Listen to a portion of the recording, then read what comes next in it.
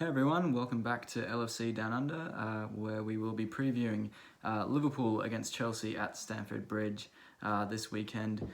Promises to be a cracking game. Many think it could be quite a high-scoring game with both sort of defences looking a bit suspect so far this season. Liverpool against Chelsea, especially in recent times, has proved to be quite an entertaining game. The rivalry is still there. People have been saying that, Lampard against Klopp could be, one of the things that is starting up in the modern game, sort of like your Wenger against Alex Ferguson sort of rivalry. I don't think it's quite there just yet. Klopp was playing it down in his pre-match press conference, but Liverpool have only lost one in the last 11 against Chelsea in the Premier League. That is, I think we lost to them last season in the FA Cup. I think it was the FA Cup 5th round at Stamford Bridge, where Billy Gilmour played an absolutely incredible game. But I don't think Billy Gilmour is going to feature this weekend, especially not with all of Chelsea's new signings, which we'll get onto later in the video, previewing the match. But an important game for Liverpool to try and get another 3 points on the board in this early stage of the season. We know just how important it is, as I was explaining in one of my previous videos, how important it is to get points on the board early in the season. We saw when Liverpool did that last season, picked up many early wins that City just couldn't keep up with us, and we just really put the foot on the throat and hammered them away in really the first half of the season, and there was no catching us. So I think it's going to be something that we'll have to do similarly this season, because City will be looking for their revenge in the title race. Of course, reports just coming out, I think Guardiola just announced that Aguero could be out for 2 months, which is a big blow for them to start the season. But that, I don't think, will distract Liverpool in any shape or form. We're on a high now as well, the supporters at least, in signing Thiago and Diogo Jota, who is about to be confirmed shortly as well, providing that he passes his medical.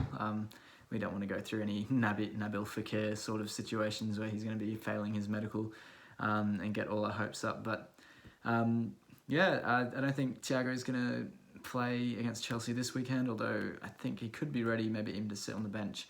We'll have to wait and see. But in terms of the way Liverpool are going to line up against Chelsea, I think the back four sort of speaks for itself. I guess we're playing Alisson in goals, Trent at right back, Virgil van Dijk, and Robertson will be at left back. I think Gomez retains his place in the side. Excuse me again. Despite playing a bit poorly against Leeds, I think he got a bit more stick than was necessary, really. I think the defence as a whole against Leeds didn't play well, not just Joe Gomez. So I think a bit of unnecessary stick for him last weekend. So I think Gomez retains his spot in the side. We've seen how good Virgil and Gomez can be alongside each other, and that I think we need to give Gomez a bit more time to settle in next to Virgil van Dijk.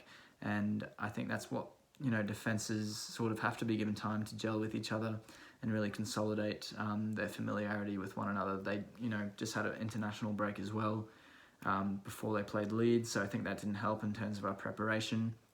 This time, Klopp's had a full week to work with the squad, and I'm sure he worked with the defence. There's no doubt about that during the week too, and specifically preparing for what Chelsea are going to throw at us in terms of attack as well. We know how much attacking talent they have, and that what they have signed as well. So Timo Werner up front, I'm sure he'll start, and he's going to be making those darting runs and causing havoc for us. So I think the pace of Joe Gomez could prove not improve, as fast as it is, could prove important come the weekend in terms of keeping up with Timo Werner.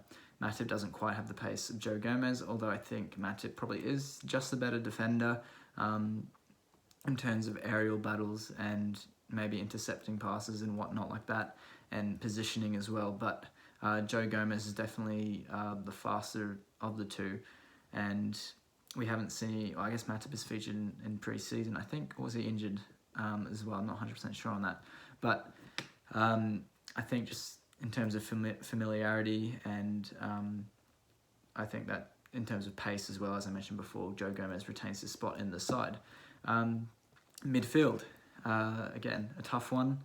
it's always hard to predict Liverpool's midfield because I think, the front three picks itself, Firmino, Salah and Mane will be starting. But the midfield, Fabinho did not start against Leeds last weekend, and people were complaining that that could have made a difference. In hindsight, looking back at it, it probably could have, with having Fabinho play with our defence as well. We just know how well they complement each other, and Fabinho stopping counter-attacks and all his interceptions and grit and grind in midfield has been important for us over the last year and a half or so. So I think he comes back into the side for the Chelsea game.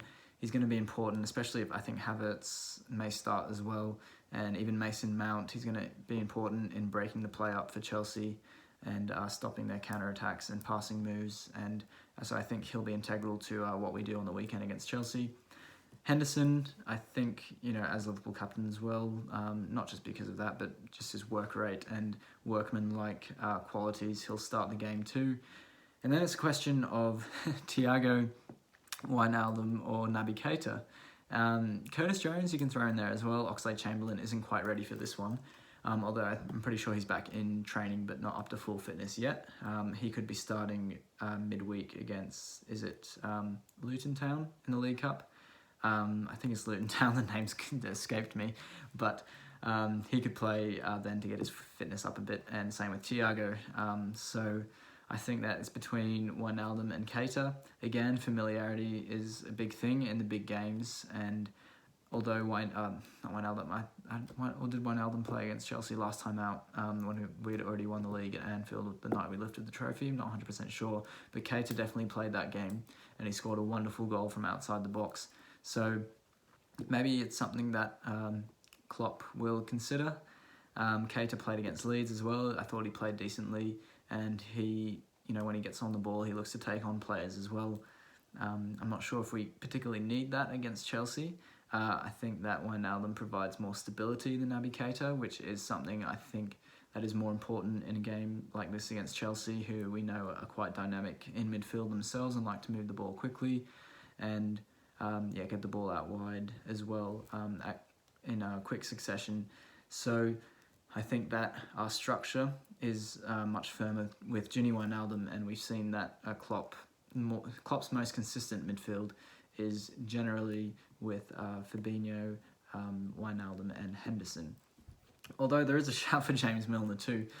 We just have so many options in there at the moment. James Milner could even slot in and provide that energy and workhorse sort of vibe in midfield. So again, I trust Klopp to get it right going into this match. And then again, if it's not working in the midfield, we have those options off the bench to bring on the likes of Keita, Thiago and even James Milner, who we've seen towards the end of games last season come on and provide that stability with the defence, because we know how solid Milner is, and he just comes on and doesn't do anything silly.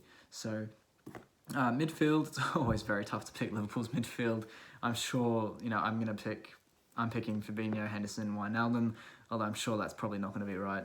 What do I know? Klopp knows best, so we'll see what happens there. But the front three picks itself, and I wasn't too disappointed with how fluid we were. We saw some bright sparks against Leeds last week, and we covered that on the post-match show as well.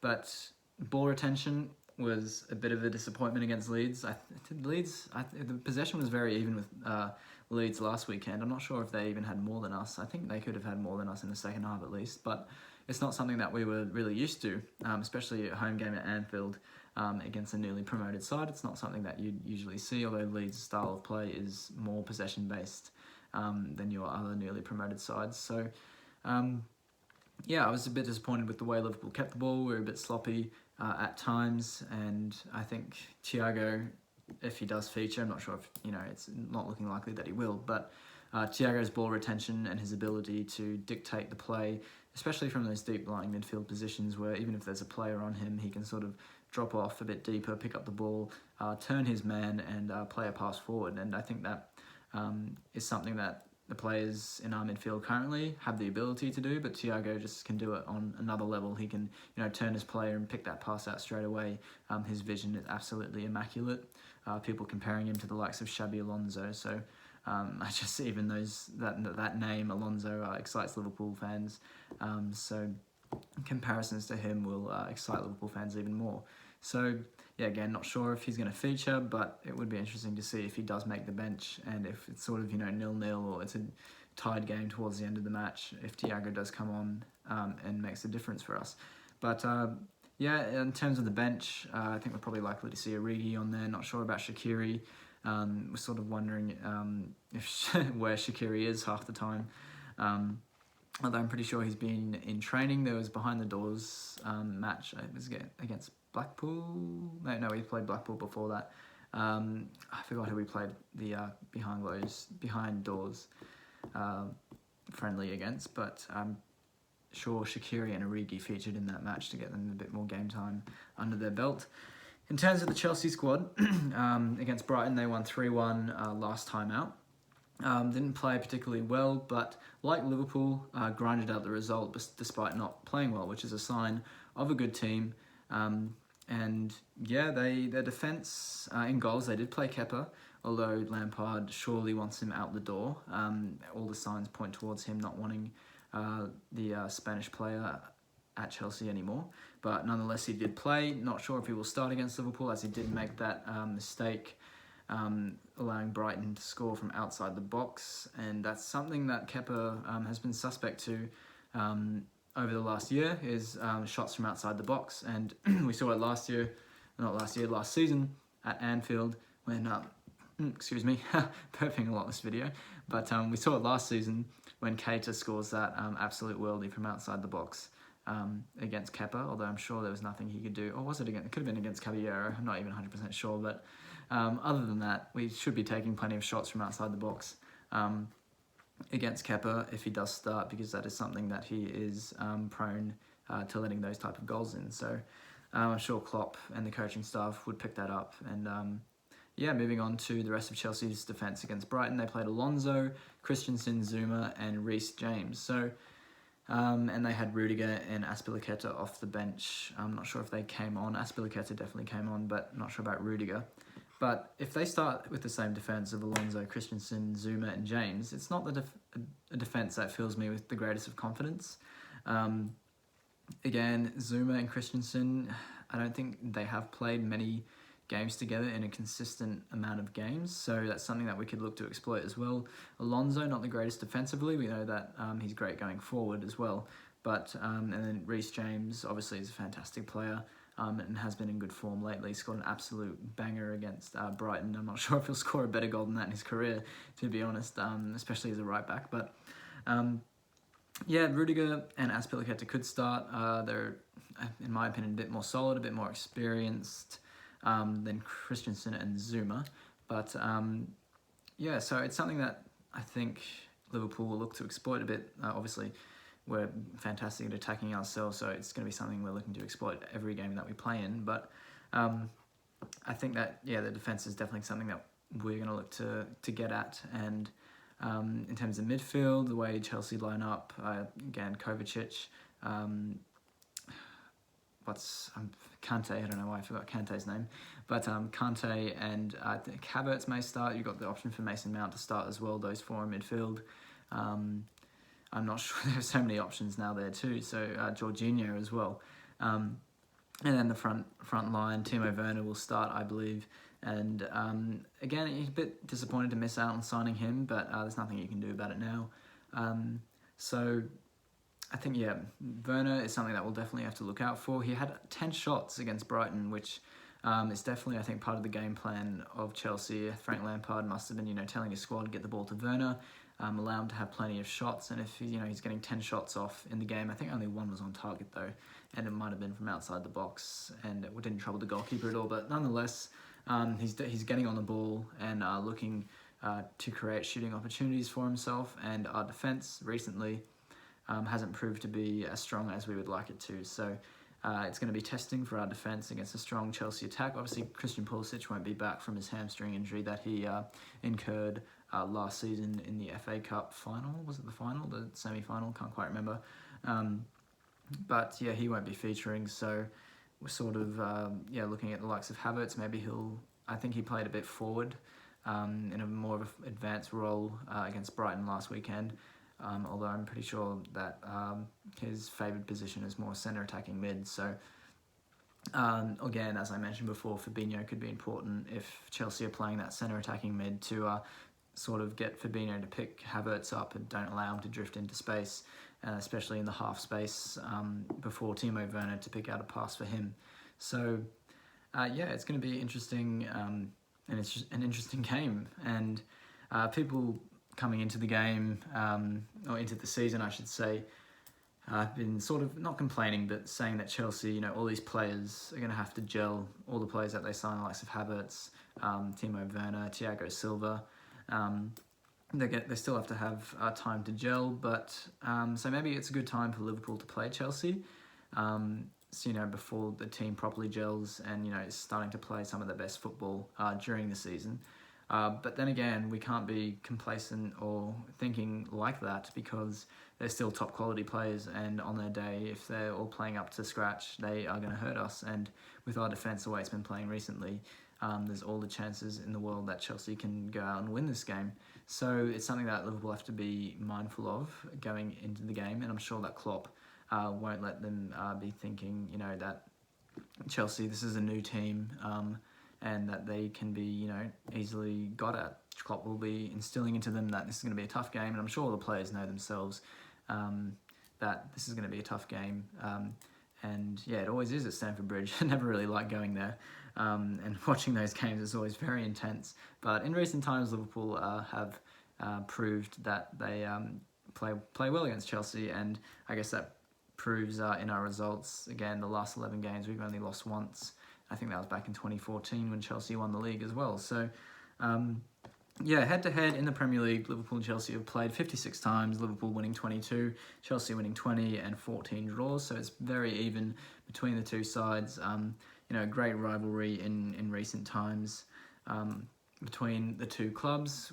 We've seen in the Champions League, especially in the late 2000s, the sides coming together in epic quarterfinal and semi-final clashes with the ghost goal of Luis Garcia in 2005, and then Liverpool again going through in the semi-finals in 2006 and 07 on penalties. So Chelsea then got their revenge season later, was it? Yes, it's 08-09. I think that Chelsea beat us.